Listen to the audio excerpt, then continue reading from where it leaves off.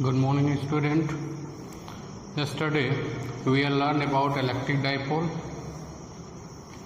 and two derivations based on electric dipole, which is to find the value of electric field at axial point due to dipole and equatorial point. Now we are going to solve various examples based on electric field. NCERT example. We start from example number. This is example number 1.8.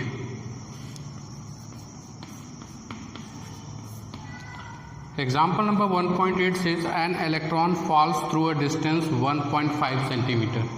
That means D is given 1.5 centimeter. D is given, fall through. In a uniform electric field of magnitude 2 into 10 to the power 4 Newton per Coulomb. E is given 2 into 10 to the power 4 Newton per Coulomb. As shown in figure draw करेंगे अभी. The direction of the field is reverse, keeping its magnitude unchanged, and a proton falls through the same distance. यानी पहली बार electron fall हो रहा है, दूसरी बार कौन fall हो रहा है बेटा? Proton. Compute time of fall in each case. हमको टाइम निकालना है. Question mark. We have to find out time. Contrast the situation with that the free fall under gravity. यानी कि जो ये टाइम फॉल होने में इलेक्ट्रॉन और प्रोटॉन का लगेगा उसको हमको ग्रेविटी से कंपेयर करना. Okay. In this situation suppose this is first case for electron. ये आपका फिगर है. Suppose this is positive, this one is negative. Electric field is from positive to negative. As we know that positive से originate होती है, negative पे terminate होती है. This is uniform electric field of magnitude 2 into 10 to the power 4 Newton per Coulomb. 2 into 10 to the power 4 Newton per Coulomb. In first case we are going for electron. ये मान लो कोई electrons है, वो fall कर रहा है. It is not free fall under gravity, it is fall through the influence of electric field. Clear और not? तो इन्फ्लुएंस ऑफ इलेक्ट्रिक फील्ड तो इधर क्या करेंगे? पॉजिटिव कर देंगे बेटा. अगर इलेक्ट्रॉन का केस होगा इधर क्या कर दोगे आप? नेगेटिव. फिगर में दिया है, कोई टेंशन वाली बात नहीं. क्यों ऐसा? मुझे कैसे पता चले इधर पॉजिटिव होगा इधर नेगेटिव? फील्ड का डायरेक्शन भी चेंज हो जाएगा, क्योंकि इलेक्ट्रॉन पे नेगेटिव चार्ज, ये नेगेटिव इलेक्ट्रॉन को रिपेल करेगा तभी तो नीचे की तरफ फॉल होगा, और पॉजिटिव उसको क्या करेगा? अट्रैक्ट करेगा. This is figure for electron. Is that clear? Book में भी फिगर है. This distance is given 1.5 centimetre.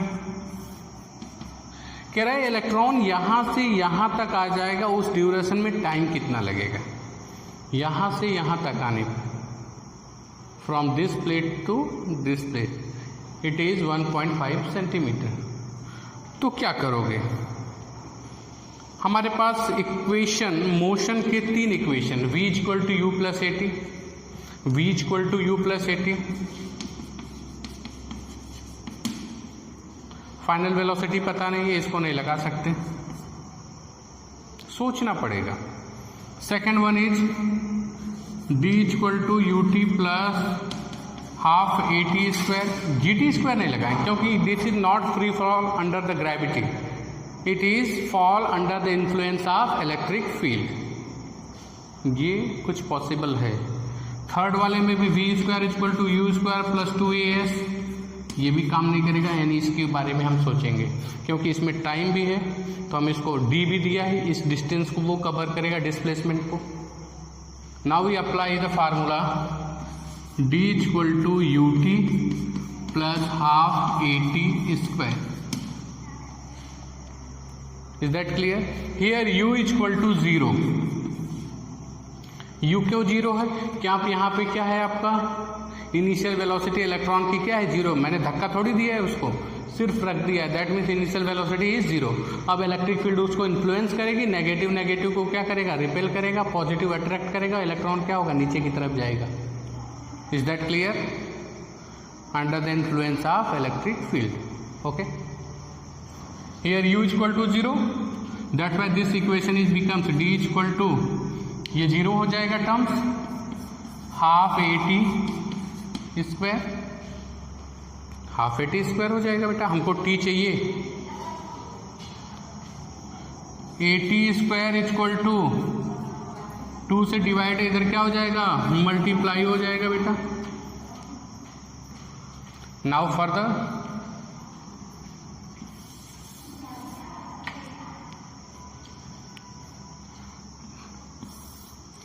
T square is equal to a से इधर मल्टीप्लाई, इधर क्या हो जाएगा?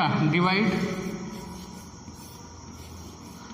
अब क्वेश्चन ये अराइज होता है, डी तो हमको पता है 1.5 सेंटीमीटर है, नो प्रॉब्लम. ए अगर हमको कहीं से मिल जाए तो हमको पता हो जाएगा. हम क्या करेंगे? ए की वैल्यू सारी वैल्यू रख के अंडर रूट ले लेंगे, नो प्रॉब्लम. ए को निकालने के लिए थोड़ा सा इधर चलते हैं. हम जानते हैं F upon q is equal to क्या होता है बेटा? Electric field. F upon q is equal to electric field E. तो यहां से एफ इज इक्वल टू क्या हो जाएगा? क्यू इंटू ई. क्लियर और नॉट? Cross multiplication. यहाँ पे किसके लिए हम फाइंड आउट कर रहे हैं? इलेक्ट्रॉन के लिए. तो हम क्या लिख सकते हैं? F is equal to E into E. क्योंकि ये चार्ज है, इलेक्ट्रॉन पे चार्ज क्या होता है? E. That's why it will becomes E into E. और एक्सेलरेशन हम जानते हैं ए इक्वल टू क्या होता है बेटा? एफ अपान एम होता है. That's why acceleration is equal to F. F के जगह पे क्या पुट करोगे? ई इंटू ई अपान मास. मास कौन फॉल हो रहा है? इलेक्ट्रॉन. तो mass of electron. Is that clear? ये वैल्यू यहां पे पुट करेंगे.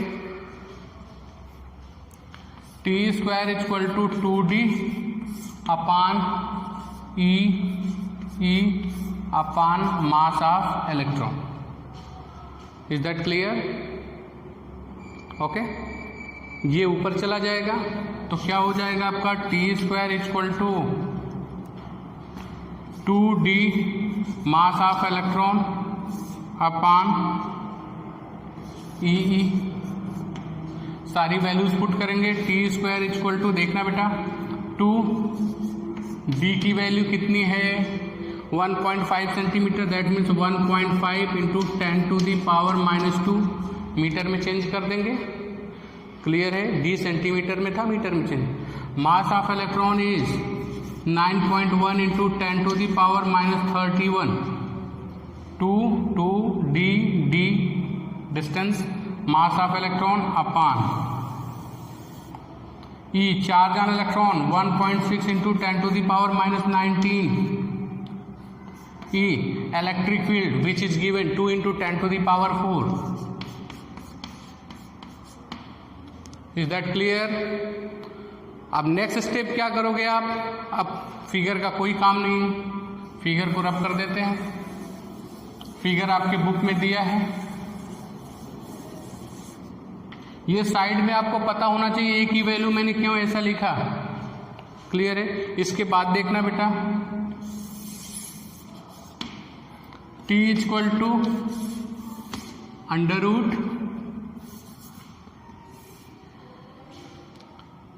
1.5 इंटू 2 करोगे कितना हो जाएगा? 3 into 10 to the power -2 into 9.1 into 10 to the power -31 upon 1.6 into 10 to the power -19 into 2 into 10 to the power 4. इसको आप सॉल्व कर दोगे, इजी सॉल्व करने आता है। पहले पावर को एक साथ ले लेंगे तो ऊपर 10 टू द पावर -33 हो जाएगा, नीचे क्या हो जाएगा 10 टू द पावर -15 ऊपर चला जाएगा। सॉल्व करना आप जानते हो, सॉल्व कर दोगे आंसर आ जाएगा, व्हाट एवर आंसर वो आप निकाल सकते हो। Is that clear? Take a screenshot, we are moving towards B part.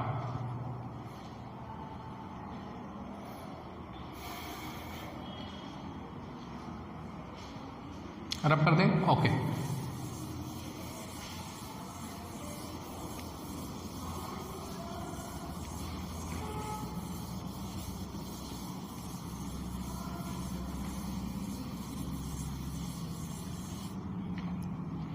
In B part, same time we have to find out for proton.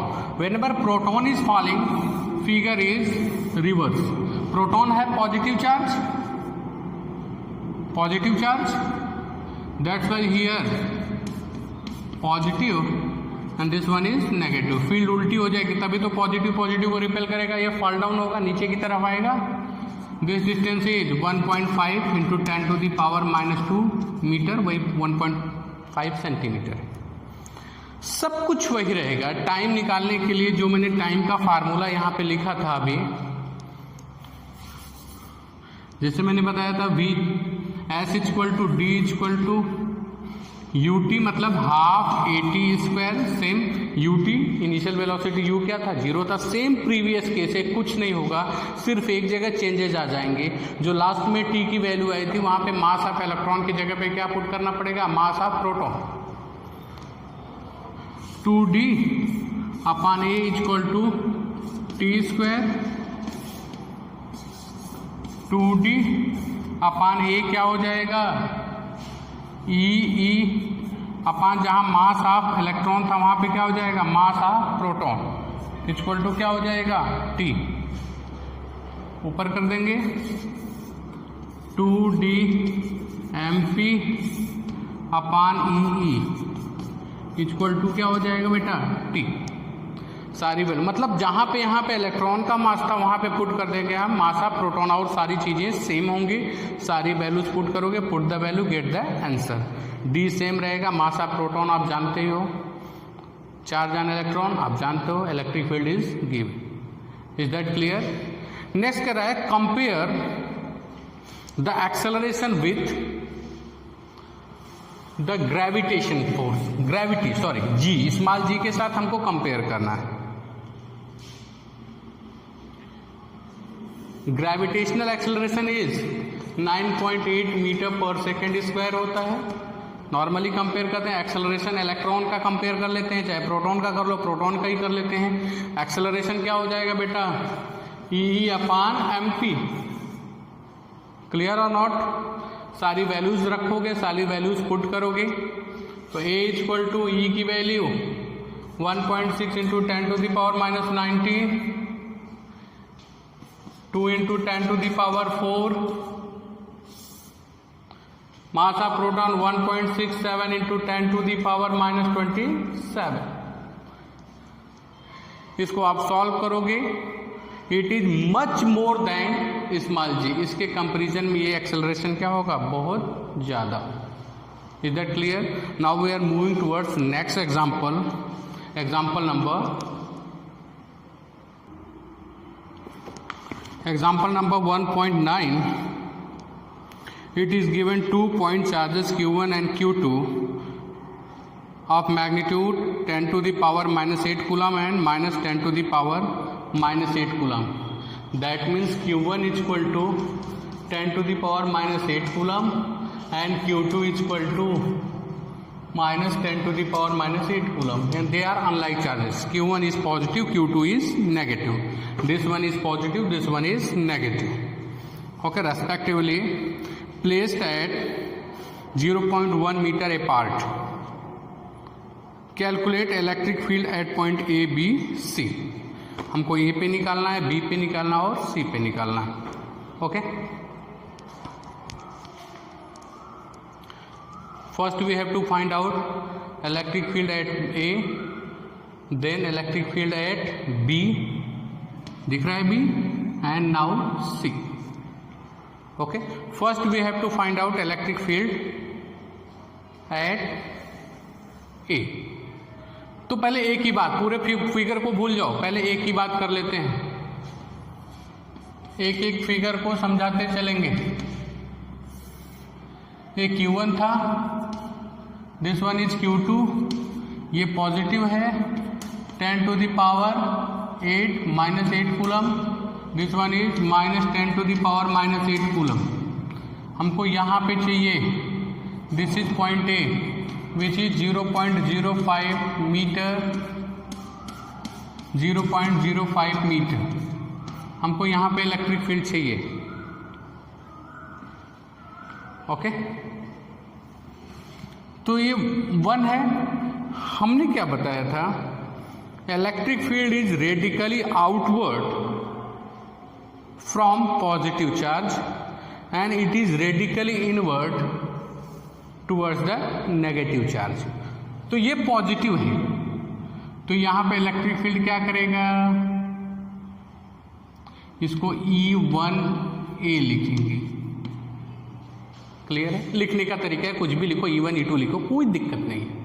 यहां से फील्ड किधर होगी, बाहर की तरफ होगी, क्योंकि ये पॉजिटिव है. दिस वन इज नेगेटिव, तो यहां पे इस पॉइंट पे फील्ड किधर होगी, रेडिकली इनवर्ट,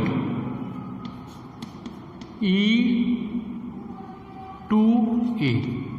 ये E1A है, ये E2A. फिर से देखो, पहला चार्ज था पॉजिटिव, यहां से जो है रेडिकली आउटवर्ड, इसको मैंने लिखा E1A. दूसरा वाला क्या था आपका, सपोज इधर नेगेटिव है कोई, यहीं पे निकालना था हमको, तो रेडिकली इनवर्ट, इसको क्या लिखेंगे, E2A. लिखने का तरीका, E2 भी डायरेक्ट लिख सकते हो, रेडिकली नेगेटिव के लिए इधर, पॉजिटिव से दूर. क्लियर है. तो यहां से हमको देखने को ये मिलता है, electric field due to these two charges are in same direction. That's why we can say that E equal to A पे टोटल इलेक्ट्रिक फील्ड क्या हो जाएगी, E1A प्लस E2A. क्लियर और नॉट. तो EA इक्वल टू काउंट कर लेंगे, हमारा answer आ जाएगा. ये की वैल्यू क्या हो जाएगी, KQ 10 to the power -8 upon KQ upon R². इसको क्या 0.05 है, तो इसको 5 × 10 to the power -2 लिख सकते हैं. 5 × 10 to the power -2 का होल स्क्वायर प्लस, यहाँ नेगेटिव साइन लेने की जरूरत नहीं, क्योंकि मैंने डायरेक्शन को पहले ही स्पेसिफाई कर लिया है कि जो इलेक्ट्रिक फील्ड होगी नेगेटिव चार्ज की से क्या होगी, इनवर्ड की तरफ होगी, उसके तरफ होगी, पॉजिटिव से दूर होगी. प्लस दोनों का डायरेक्शन सेम है, क्या हो जाएगा, KQ 10 to the power -8 upon R² 5 × 10 to the power -2 का होल स्क्वायर हो जाएगा बेटा. ये इक्वल टू हाउ मेनी, एक बार how many times, 2 times 2K into 10 to the power -8 upon 25 into 10 to the power -4 लिख सकते हैं. K की वैल्यू रख दो.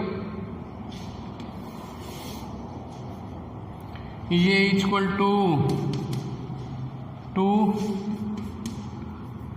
9, 2 तो ऐसे लिखा, K की जगह 9 into 10 to the power 9 into 10 to the power -8 upon 25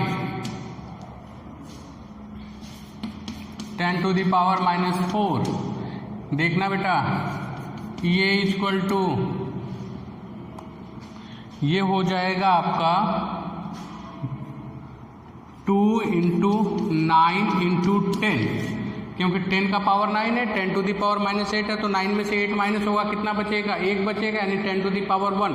10 to the power 1 means 10 अपान कितना हो जाएगा, 25. ये 10 to the power -4 ऊपर चला जाएगा, आपका क्या हो जाएगा, 10 to the power 4.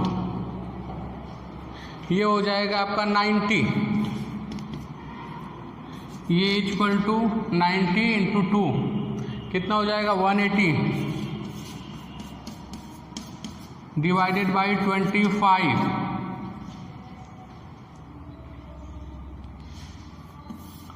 ये इक्वल टू 25 7 जा 175 7.2 into 10 to the power 4 newton per coulomb. Okay, direction लिखना चाहोगे तो लिखोगे along first to second, from first charge to second charge, 1 से 2 की तरफ। क्लियर और not? Okay, take a screenshot. Now we are going to find out electric field at point B due to these two charges. B पे निकालेंगे। Okay,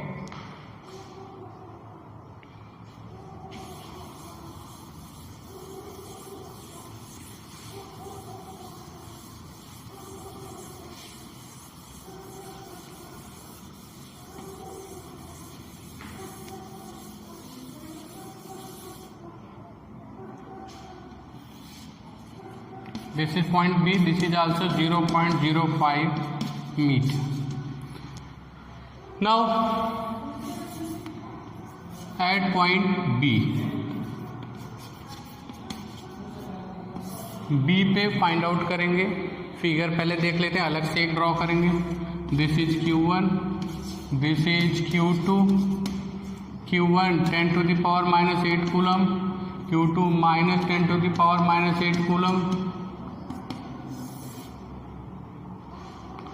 this one is 0.1 metre, है ना?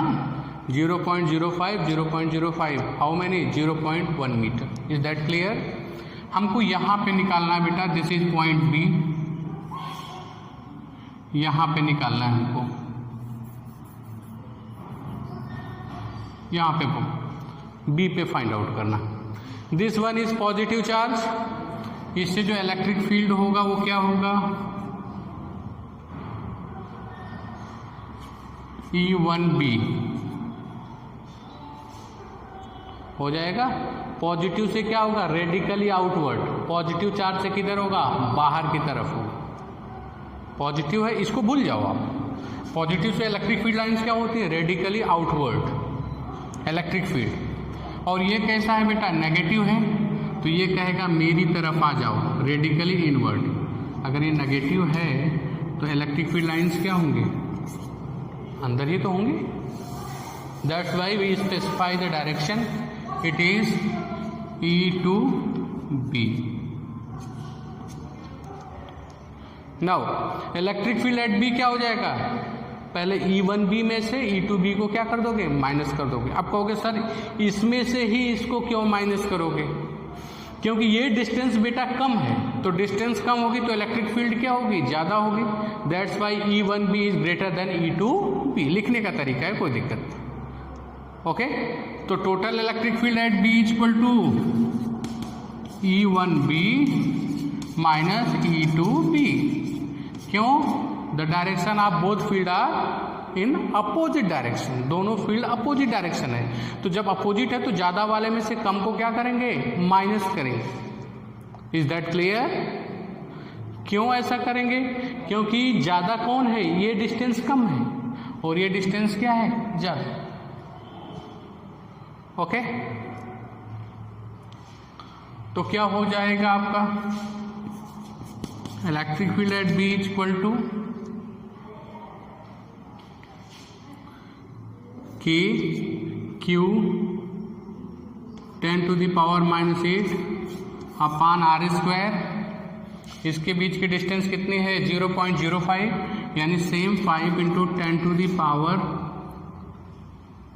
-2 का whole square, KQ upon R square.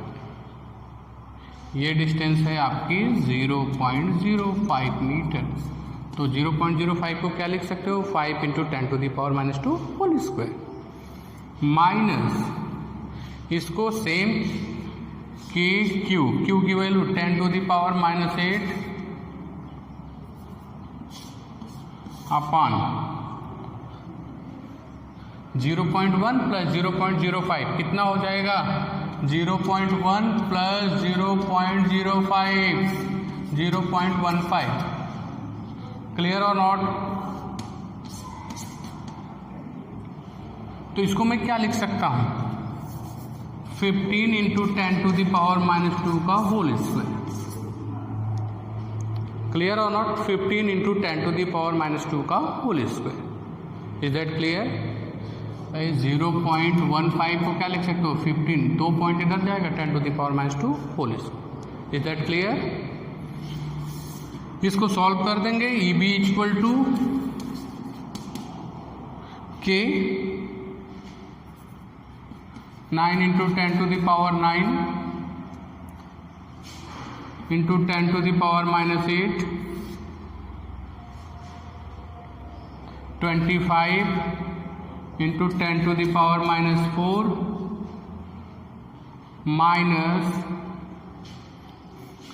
9 into 10 to the power 9 10 to the power -8 225 into 10 to the power -4 हो जाएगा। ये EB equal to क्या हो जाएगा बेटा? ये हो जाएगा 90 upon 25 into 10 to the power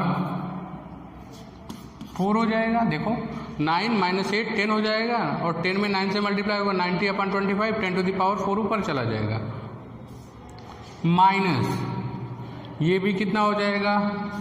90 upon 225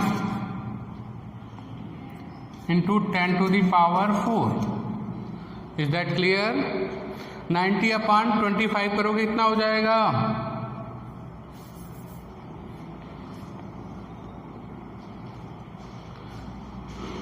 90 divided by 25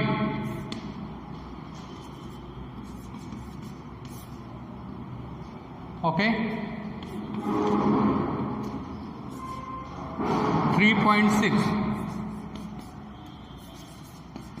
3.6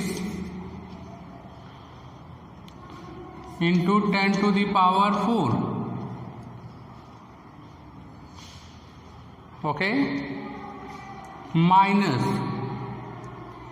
90 divide by 225। अब 90 डिवाइड बाई 225 आप करोगे तो कितना हो जाएगा आपका? तो ये 0 यहां से ले लेते हैं आपका, ये हो जाएगा आपका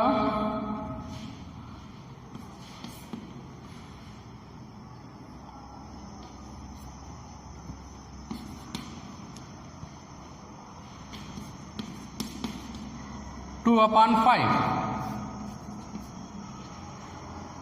into 10 to the power 4।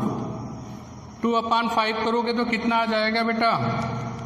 EB equal to 3.6 into 10 to the power 4 minus 0.4 into 10 to the power 4। 3.6 में से 0.4 माइनस जाएगा, कितना हो जाएगा? EB equal to 3.2 into 10 to the power 4 newton per coulomb.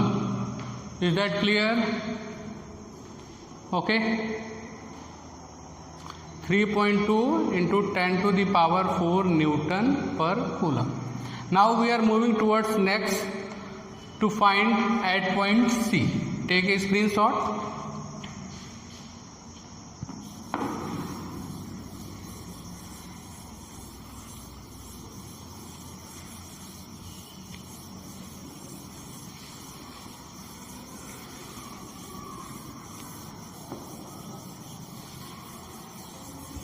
सी पे फाइंड आउट करेंगे सेम कंडीशंस। सी पे find out करने के लिए क्या होगा बेटा? This is Q1, this is Q2, ये सी पॉइंट है on the perpendicular bisector as shown in the figure. Positive से क्या हो जाएगा? E1C, और ये नेगेटिव चार्ज है तो क्या हो जाएगा बेटा? E2C। Is that clear? Distance कितना है? 0.1 मीटर। 0.1 मीटर इसकी डिस्टेंस यहाँ से जिस पॉइंट पे फाइंड आउट करना सी पे 0.1 मीटर फिगर में दिया है, ये भी कितना है? 0.1 मीटर। दैट मीन्स चार्ज का मैग्नीट्यूड सेम है और डिस्टेंस भी दोनों सेम है। That means E1c equal to E2c। दोनों का मैग्नीट्यूड क्या है, बराबर होगा, लेकिन इसका 1c इधर डायरेक्शन में होगा, radically outward from positive charge, positive से बाहर की तरफ, ये नेगेटिव में अंदर की तरफ। वो मैग्नीट्यूड कितना हो जाएगा,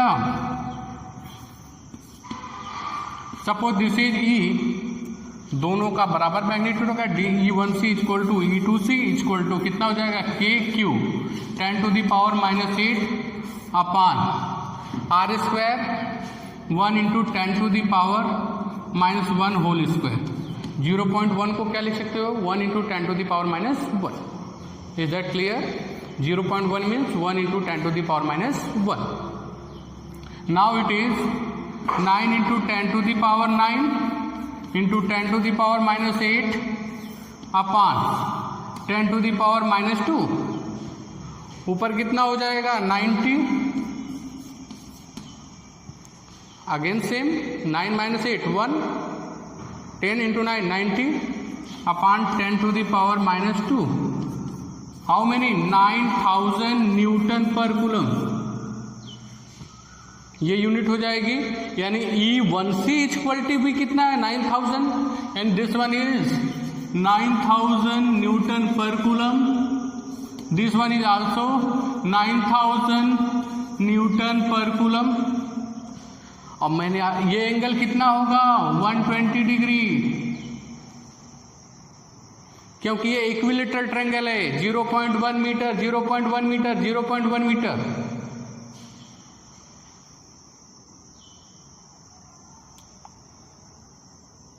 क्लियर और नॉट?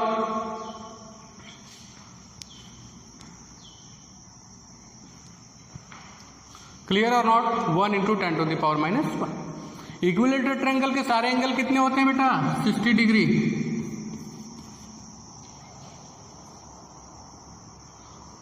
तो ये एंगल कितना होगा, 60 + 60 हाउ मेनी, 120। मैंने आपको बताया था कि दो वेक्टर जो मैग्नीट्यूड में इक्वल हो, मैग्नीट्यूड में इक्वल हो, लेकिन अगर उनके बीच का एंगल कितना हो, 120 डिग्री सेंटीग्रेड, तो उनका रिजल्ट भी किसी एक वेक्टर के बराबर ही आएगा। यानी इन दोनों का रिजल्टेंट लेंगे तो आंसर भी कितना आएगा, 9000 newton per coulomb. That means EC equal to E1c plus E2c।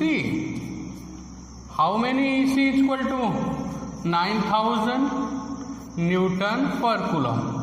क्यों कहो, अब कोई कहेगा 9000 आए जाओ सर 18000 हो जाएगा, आपने तो गलत कर दिया। नो नो नो, ये वेक्टर है। वेक्टर को जब दो बराबर वेक्टर को 120 डिग्री पे ऐड करोगे तो उनका रिजल्टेंट वही आता है। वो करके मैं दिखा देता हूँ। सपोज कोई वेक्टर ए है, दूसरा वेक्टर भी ए है, दोनों के बीच का एंगल कितना है, 120 degree. This one A, this one is a. मान लो एंगल है 120 डिग्री, एक्यूट जैसा दिख रहा है, उससे हमको मतलब नहीं, समझाने से मतलब है। इन दोनों के बीच के एंगल सपोज 120 डिग्री, तो रिजल्टेंट कितना हो जाएगा, देखो बेटा, according to parallelogram plus vector addition, a² + a² + 2ab मतलब 2a cos 120 degree. r equal to क्या हो जाएगा, 2a² + 2a² cos 120 की वैल्यू -1/2 होती है। r² equal to √2a² -a², r equal to √a²। That means A, आया ना। r equal to p² + q² + 2pq cos theta पढ़ा है आपने 11th में। तो यहाँ p भी a है और q भी a, दोनों वेक्टर्स क्या हैं, बराबर हैं। और cos 120 की वैल्यू 1 -1/2, 2 कैंसिल, तो ये माइनस आ जाएगा, 2a² - a²। इसलिए जब दो वेक्टर्स को 120 डिग्री पे ऐड करते हैं तो उनका रिजल्टेंट भी किसी एक के ही बराबर आता है। Is that clear? ये क्या हो जाएगा, E electric field at C equal to क्या हो जाएगा बेटा, 9000 newton per coulomb. That means 9 × 10⁻³ newton per coulomb.